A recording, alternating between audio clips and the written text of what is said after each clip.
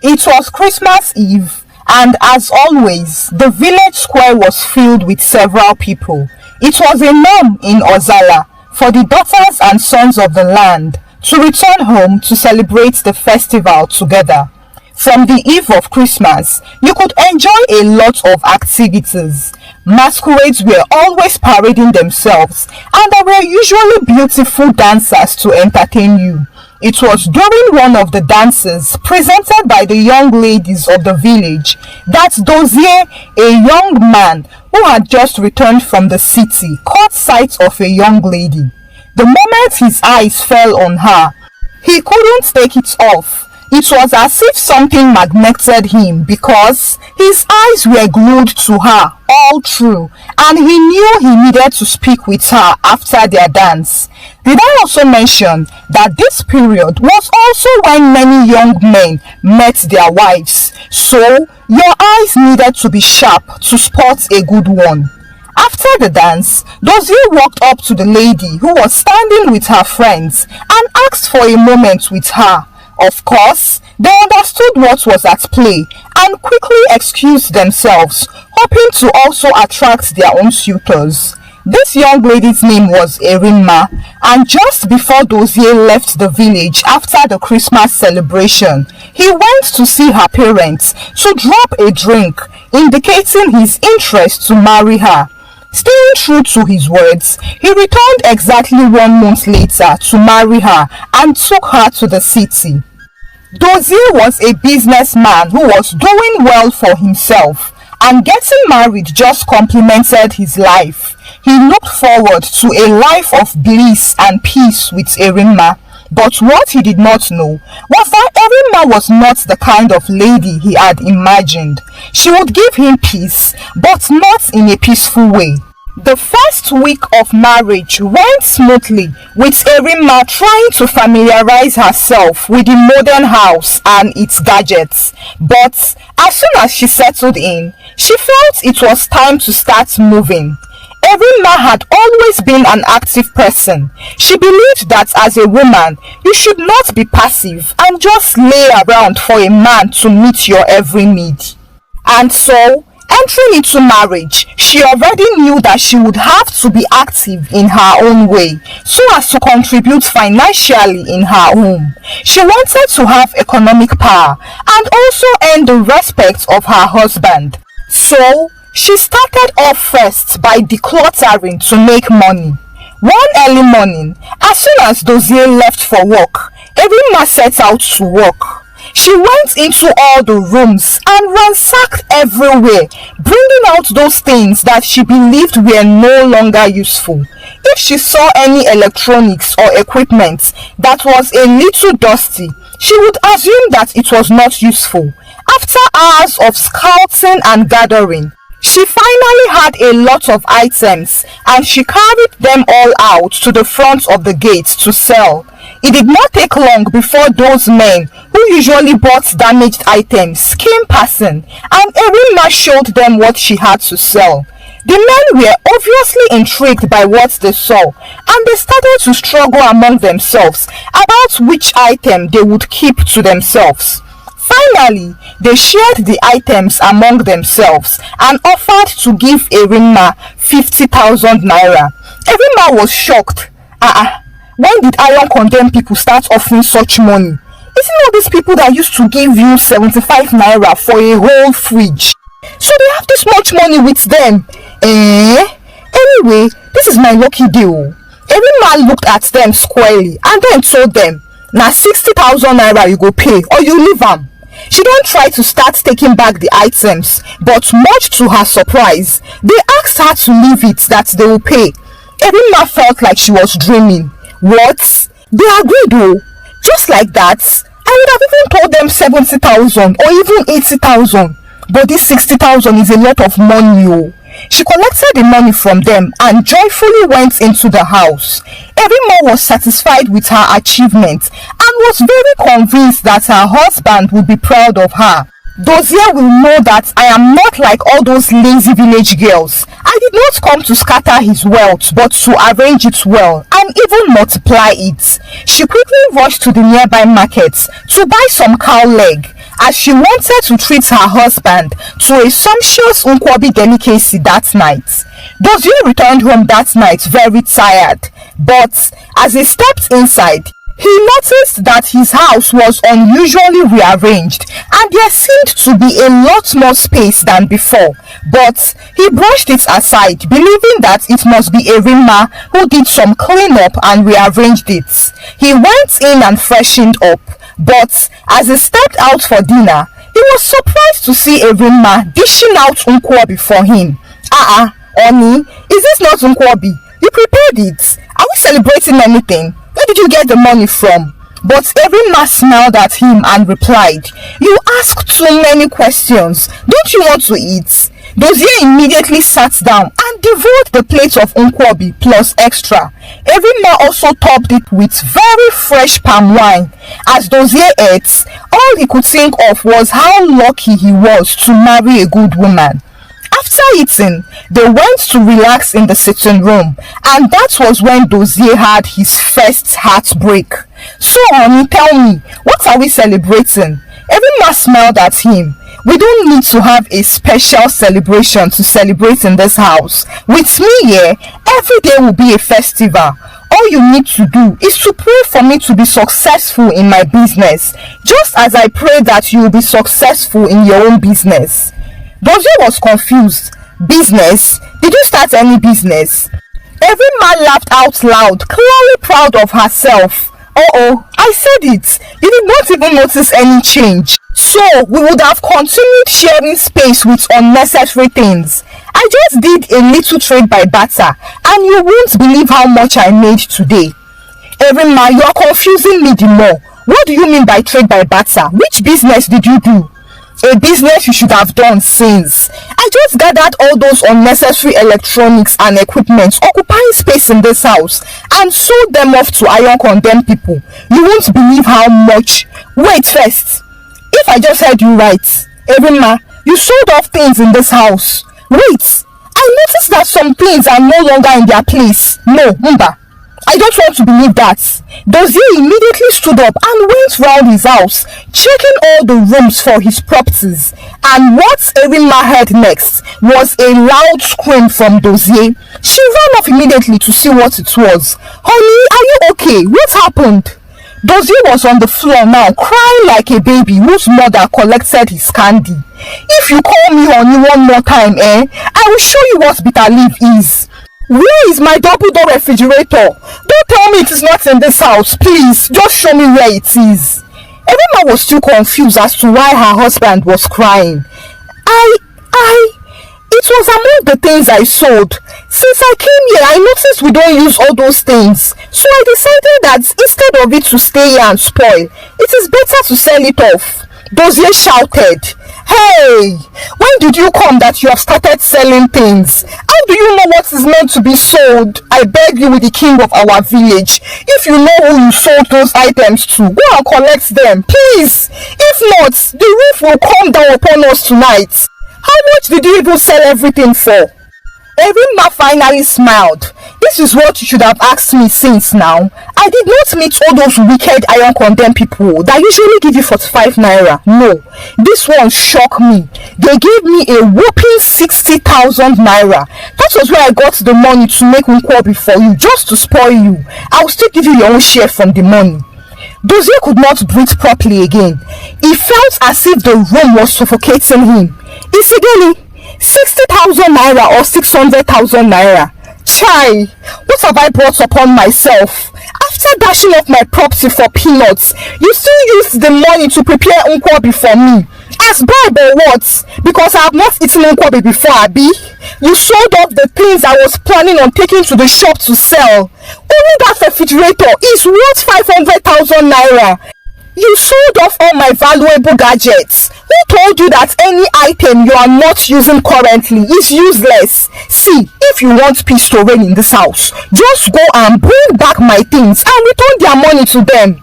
Erinma was dumbstruck. She dared not say anything because she herself knew that she messed up big time. She took a bad financial decision this time around. She quietly went back to the sitting room.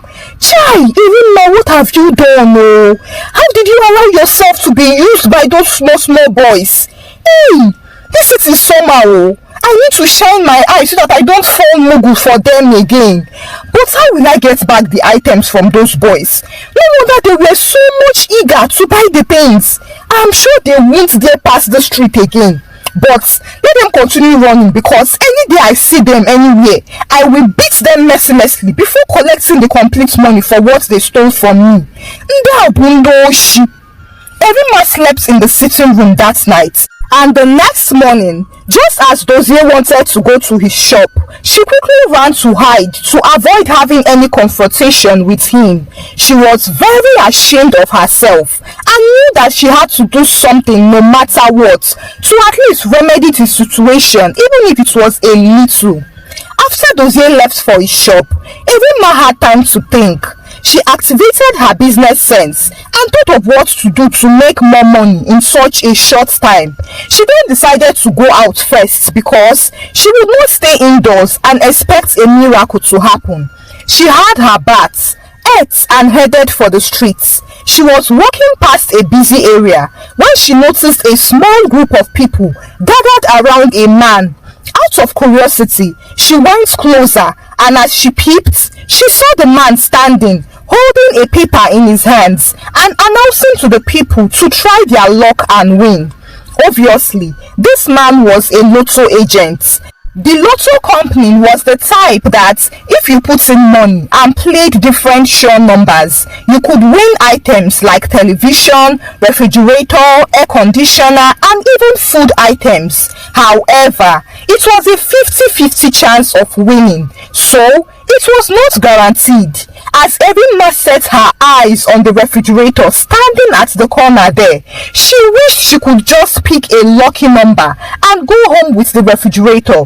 At least that would appease Dozie a little bit. She had only 45,000 naira remaining from the money she made, and the game was not even guaranteed.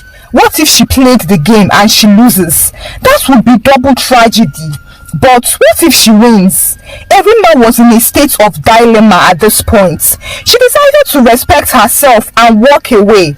But then, on a deeper thought, she convinced herself to take the risk. In business, if you don't take risk, you will never hit a jackpot. She then went closer and met the man. Oga, I want to play 2 numbers. Is the refrigerator still available? Yes, madam, all the items here are available to be won. Irima then chose 2 numbers and played it. She staked 20,000 naira each for each number and waited patiently for when the results would be called. The results would be announced that evening, and she prayed that it would be before Dozie would return from work so that she would be back home before him. By 4 p.m., it was finally time to announce the results, and everyone who had staked their money gathered. The man announced that out of the 50 people who played, only 4 people were lucky winners. He mentioned the numbers of those who lost, and Irima's heart shattered into tiny pieces the moment she heard her number as one of the losing numbers. However, one of her numbers was not called out, which means that she still had hope. The 4 lucky numbers were called, and to Irima's relief, her second number was called also. The 4 of them came out to do a raffle draw, and 2 of them picked a 50 kg bag of rice. One chose blender, and when it got to Irima's turn, she won the refrigerator. When she opened the paper, she could not believe her eyes. Is this how you work, oh Lord? Just when I had given up hope. Truly you answer prayers. She quickly looked for a van, paid the driver, and brought the refrigerator back home. She was filled with so much pride and knew that Dozie would no longer be angry with her anymore, if not for anything, but for her effort to amend what she spoilt. When Dozie got back home, Irima went to apologize to him and then showed him the refrigerator she brought home. Dozie was still wary of Irima as he did not know what to expect from her. Where did you get that from? Irima smiled softly and explained to him that she was lucky at a raffle draw. Dozie was surprised, but immediately cautioned her. See, Erinma, you need to be careful. This city is not like your village. You need to be careful. If not, people will use you to become rich. This lottery you played is the same as gamble. There is no difference. And you know how addictive gambling can be. Let it not be that I pushed you into it. So please, don't get yourself involved in it again. I have forgiven you, but don't repeat such things. If you feel like there is a need to sell off some things at home, ask me first before going on with the plan. Erinma was relieved and thanked Dozie for forgiving her. They then returned to their normal lives, and Erinma was careful to not make any error. One Saturday, Dozie had prepared to go to his shop when he called Erinma and gave her 15,000 naira. There is a dry cleaner along the street just before you get to the junction. Help me take the window blinds to him to wash them for me. They are 8 in number. Just tell him it's from Oga Dozie. He will know what to do. Give him this 15,000 naira. Erinma was taken aback. Honey, is this money for the blinds he wants to wash, or are you owing him money before? But Dozie was not in the mood for too many questions. Please, just take it to him, oh. It is the money for his service. As Dozie left, Erinma had still not recovered from the shock. She immediately went to get a calculator and started to calculate. 25,000 naira. So if this guy has 10 customers every day, 15,000 times 10. Chai! That's 150,000. Monday to Saturday, 6 days times 4 weeks in 1 month. 150,000 times 24 days. 3.6 million. You don't need it. Ordinary dry cleaner. I don't think Dozie makes up to that money from his shop. Oh. And I'm in this house doing what with myself? 3.6 million. No. I have finally gotten the business idea I didn't know I needed. I will start with this one. No. I will wash these blinds and keep the money. Then go out and print flyers and start advertising to people on the streets. Since I'm just starting, I can offer them a discount so that I can attract customers. With that, Erinma went to gather the blinds and took them out to the back of the house to wash. She brought out a very big plastic laundry basin and started to hand wash the blinds. She washed and washed until the blinds that were naturally ash in color turned white. Imagine, see all the dirt that was in this thing before, and I'm very sure that dry cleaner will not wash it clean like this. Yet he charges 15,000 naira. That will never happen again as long as I am here. Erinma finished washing the blinds and took them to dry on the line. But even as she was washing them, she felt the blinds become weak and started to sag. But she convinced herself that it must be the weight of the water that was dragging it down. Once it gets dried, it will be firm once more. Immediately she was done with it, she left the house and went to locate a printer's shop. She asked the printer to print 100 copies of flyers for her new dry cleaning business. She then collected it, paid and left. As soon as Dozie returned home, Erinma presented him with the news of her new business. Honey, I have finally decided to start up a business, and in fact, I have taken steps. Here is my business flyer. It is a smart move. I have done the financial analysis, and the numbers will blow your mind. Check this out. Is the discount convincing enough? Dozie collected the flyer, and he didn't know when he burst out into a deep laughter. Riri Cleaning Agency, washer of all washables. Trust us to wash away all your problems. A trial will convince you. First 55 customers will enjoy 1.99 discount off the regular price. Come one, come all. Wait, Erinma, did a real printer print this for you? Or is it all those fresh secondary school graduates that are still learning Microsoft Word that did this for you? How much did you pay that person? Wonder shall never end.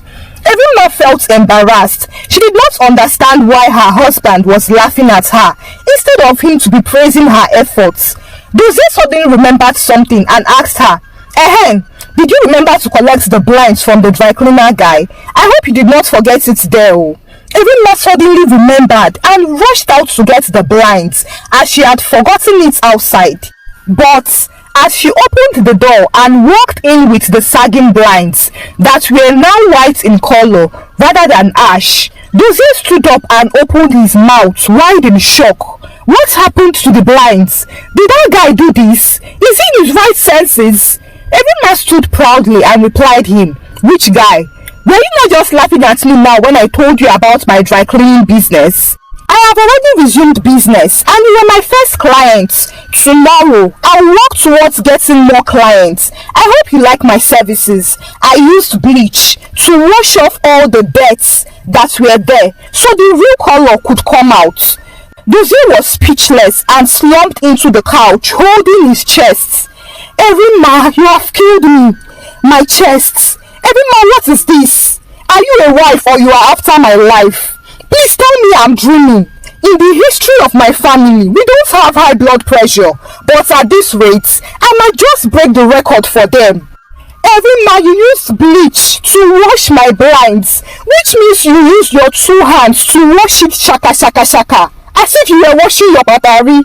Oh, Evinma has killed me. Who did I offend? I prayed and fasted. I sowed seeds. Shebi they said that he who finds a wife findeth favor. In my own case, I findeth labor. Evinma, just leave my side, because if I pour out the pressure in my chest on you, you will find yourself in your father's house this night. Evinma was frightened and immediately ran into the guest room to hide. What is it? What did I do again? Is it that this man don't want me to make money? Or probably he's intimidated by the idea of me being wealthier than him? That will not happen. Marriage will not stop my shine. I must be big in this town. The next morning, as soon as Dozie stepped out, Evinma took her flyer and started to go from flat to flat, looking for clients. But to her shock, the people were pricing her peanuts. She collected their clothes though, just to start from there. She believed that once she earned their trust, she would be able to enforce her price on them. She brought the clothes home, but unfortunately for her, immediately she opened the door, the power supply was interrupted, which means that she won't be able to use the washing machine. She then took the clothes to the back of the house and set out to use hands to wash the clothes. Evinma washed and washed until her hands started to peel. She looked at her hands and started to cry, but then she looked at her side and saw the heap of clothes still remaining to be washed. It was at that time that she realized that she had messed up, but she couldn't go back now. She had to finish the clothes and go collect her money. It was when she finally finished washing the clothes that the power was restored. Later in the afternoon, when the clothes are dried, Evinma started to iron them and package them for the clients. She then took the clothes back to them and collected her money. She got back home and proceeded to count her money, but then she burst into another round of hot tears. She realized 5,700 naira. Ordinary 5,700. After all the stress, my neck is on fire and my hands are red from bruises just because of 5,700. 5,700 that my husband can easily give me. And those women even have the guts to tell me to come again tomorrow for more clothes. I don't blame you people. It is me that came to share flyer to you. But does it mean that that guy doesn't make up to that amount? Did I miscalculate? No, now I did the calculation very well. Or could it be because he has a physical shop? But I can't open a shop now. Dozie will not permit me. Maybe I should just leave this business and look for something else. If the one can be like this, only God knows if my hand would fall off after 1 week of washing their clothes. That night, when Dozie returned home and saw Evinma looking exhausted, as if she had been engaged in a marathon, he knew that she must have been up to something, and when she explained her ordeal to him, he burst into a round of mocking laughter and almost couldn't catch his breath. I don't understand you, my wife. Are you allergic to rest? Must you look for what is not looking for you? This is just 2 months into our marriage, and it has been from one trouble to another. What exactly do you want? Evinma couldn't even blame Dozie for laughing at her because she herself was ashamed on her behalf. I don't want to stay idle. I want to make money. I want to be able to add value to your life." Dozie smiled at her. "My value-adding wife, I admire your zeal, but I'll be honest with you. With the way you're going about it, you just keep on dancing around the pepper tree without plugging any pepper at all. I can see you have a passion for business, but why not start with going to school first? If you go and study business administration in school, you will come out with a better strategy on how to do business and you will succeed in it." At the mention of school, Erinma flared up. "Did you just say school? At my age, you must be joking. I should go to school and waste my time. Dozie, if you want to insult me, just go ahead and insult me directly. Don't go through the corners. Is it because of how many failed ventures that you are saying all these things to me? In case you don't know yet, I was born ready for business. I am a CEO of many businesses, not just one, but chains of businesses. And you see this town we are in, I will become a big businesswoman. I won't be under anyone and I will make money. Remember, little drops of water make a mighty ocean. Don't mock my humble beginnings." Dozie just sat there looking at his wife ramble on. "Mrs. CEO, I did not know you had all these big dreams when I married you. Anyway, I am not stopping your dream. After all, your success is also my success. I will follow you and enjoy the money. But please, I beg you with everything I hold dear, avoid me and my properties. Don't use any of my properties in your quest for business again. You can take your business outside to do. That way you will even make more money." Dozie gave Erinma this advice with a clear mind, but what he did not know was that he had ignited something in Erinma's mind. She would take her business outside and make it bigger. The next day, Dozie went to his shop, but before he left, he drew Erinma closer and told her to consider going to school to learn better business strategies. As he left, Erinma looked at him ridiculously. "I don't blame you. It is because me and you are in the same house. It is over familiarity that is causing all these ones now. I will shock you in this house." And true to her words, Erinma shocked Dozie because that afternoon, Dozie was at his shop when he received a phone call from an unknown number asking him to come to the police station as his attention was needed in respect to his wife who had just been arrested. What did Erinma do this time? Will she come out of this easily? How will Dozie handle this? We'll find out in the second episode.